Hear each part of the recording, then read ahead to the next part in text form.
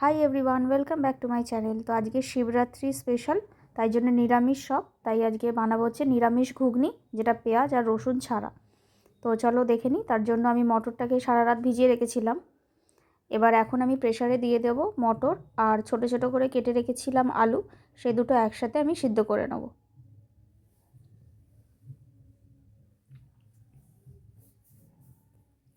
তো এখন আমি মটরটা দিয়ে দেবো।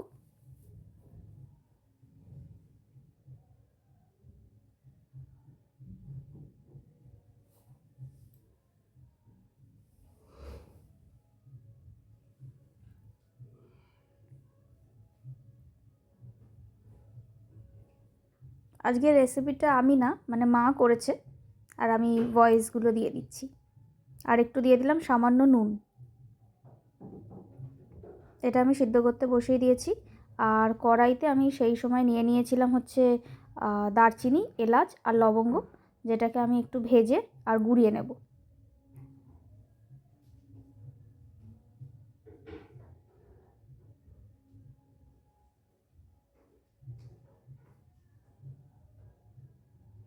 এখানে আমার সিদ্ধ হয়ে গেছে, দেখে নিয়েছি মটরটা সিদ্ধ হয়ে গেছে। আর যেটা ভেজে নিয়েছিলাম সেটা গুঁড়িয়ে নেব। এরপর আমি কড়াইতে তেল দিয়ে দেবো।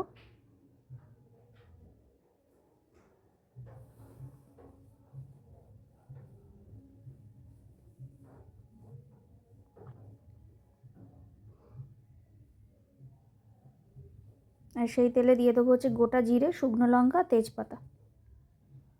দিয়ে ফোড়নটা একটু যেই হয়ে আসবে,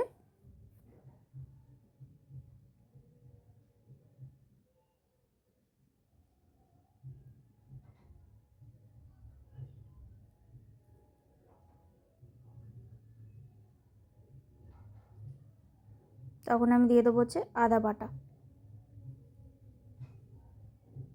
আদা বাটাটা একটু ভাজা হয়ে গেলে আমি দিয়ে দেবো হচ্ছে হলুদ গুঁড়ো। জাস্ট একটু গন্ধটা একটুখানি হালকা উঠে এলেই আমি দিয়ে দেবো হলুদ গুঁড়ো।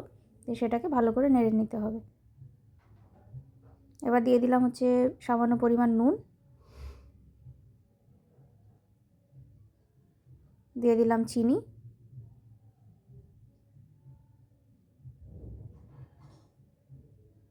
এবারে খুব ভালো করে নেড়ে নিতে হবে।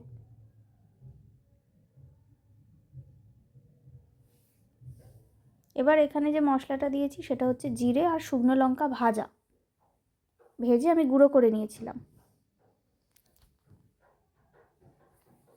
দিয়ে সামান্য মশলা দিয়ে একটু নাড়াচাড়া করে নিতে হবে।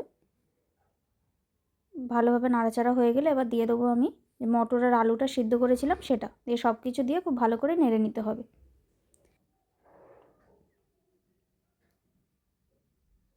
জাস্ট অল্প সব কিছু দিয়ে ভালো করে জল দিয়ে আর একটুখানি নেড়ে চেড়েই, বেশি কিছু করতে হবে না, কারণ কি অলরেডি এটা সিদ্ধ করা। তো নেড়ে চেড়ে নামিয়ে নিলেই হয়ে যাবে।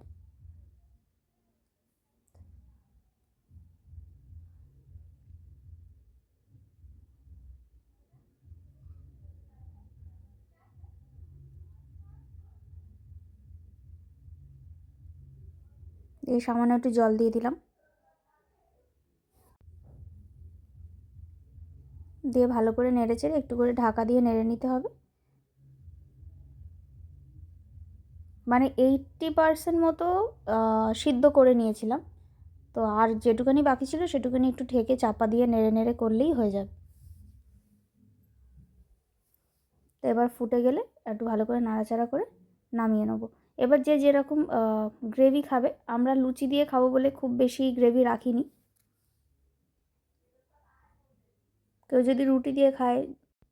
আর এইবারে লাস্টে দিয়ে দিলাম হচ্ছে যেটা ওই দারচিনি, লবঙ্গ আর এলাচ, যেটা আমি প্রথমে ভেজে নিয়েছিলাম সেটা গুঁড়োটা ওপর দিয়ে দিয়ে দিলাম।